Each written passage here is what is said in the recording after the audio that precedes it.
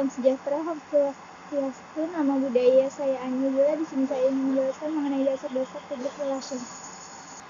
Public relation, chapter 1-2. Public relation atau hubungan masyarakat adalah landasan bagi masyarakat untuk menjalin komunikasi dengan metode secara berkelanjutan sehingga terdapat feedback atau timbal balik di dalamnya. Contohnya, perusahaan A melakukan kegiatan sosial untuk mengembangkan citra dari suatu perusahaan. Humas periode tahun 1700 sampai 1800 terdapat kegiatan yang tidak terorganisir yang disebut Public of Independent. Humas periode tahun 1801 sampai 1865 terdapat kegiatan yang terorganisir yang disebut Public Relation of Expansion. Humas periode tahun 1866 sampai 1900 terdapat kegiatan profesional yang biasa disebut dengan the public to be demand.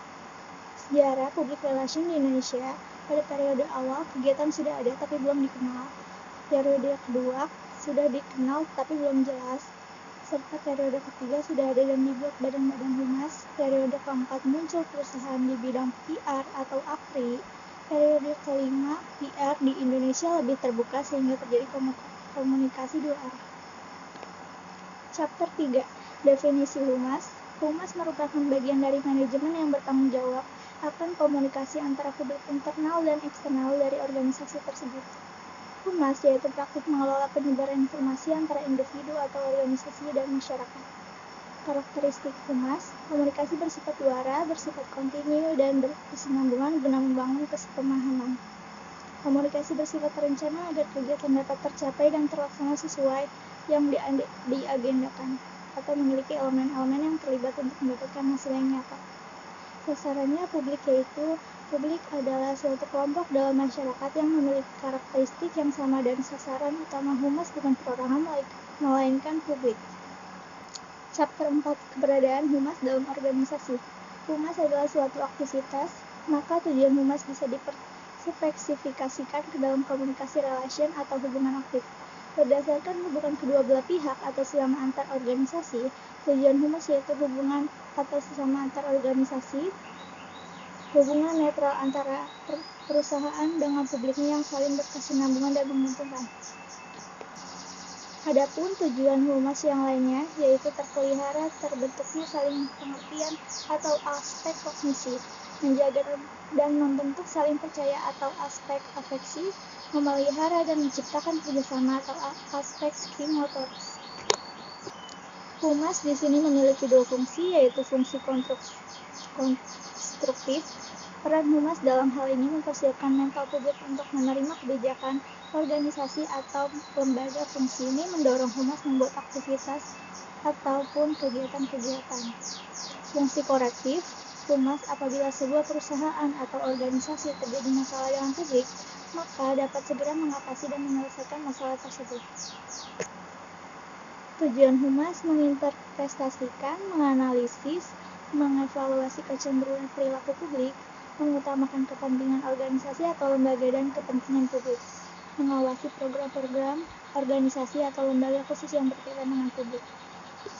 Chapter 5, organisasi yaitu sekumpulan orang yang bekerja sama secara rasional serta sistematis yang terpimpin atau terkendali untuk mencapai tujuan tertentu. Jenis organisasi adalah organisasi formal atau organisasi yang terdaftar dan memiliki landasan hukum, misal pemerintah, perusahaan negara. Organisasi internasional atau organisasi yang melibatkan dua negara, yaitu misalnya PBB. Organisasi informal, organisasi dari relawan dengan tujuan tertentu, misal komunitas dan fanbase. Ciri-ciri organisasi, sekumpulan orang, dua orang atau lebih, memiliki tujuan bersama, adanya kerjasama, memiliki aturan dan pembagian tugas. Tujuan organisasi mencapai cita-cita bersama, mendapat keuntungan, mengatur ketertiban individu, mendapat pengakuan dari anggota. Chapter 6, komunikasi dalam humas. Model SMCRA atau sumber, message, receiver, commit, effect. Sumber adalah individu yang berniat menyampaikan pesan. Message adalah pesan yang disampaikan komunikator. Receiver adalah pihak yang menerima pesan dari komunikator atau komunikasi. Channel adalah media atau alat yang digunakan, misalkan Zoom. Efek adalah dampak setelah proses penyampaian pesan atau feedback. PR menggunakan komunikasi untuk mendapatkan efek atau citra yang baik dari komunikan. Peran PR ialah melakukan penyampaian komunikasi kepada komunikan. Humas pemerintah yaitu mempublikasikan atau mempromosikan kebijakan-kebijakan secara teratur. Sebagai fungsi manajemen yang responsif, contohnya peran yang disampaikan humas pemerintah terhadap PR sendiri. Humas pemerintah peran keluar, yaitu memberikan informasi ke khalayak. Humas pemerintah peran ke dalam, yaitu menyerap reaksi, aspirasi khalayak. Sekian dari saya, terima kasih.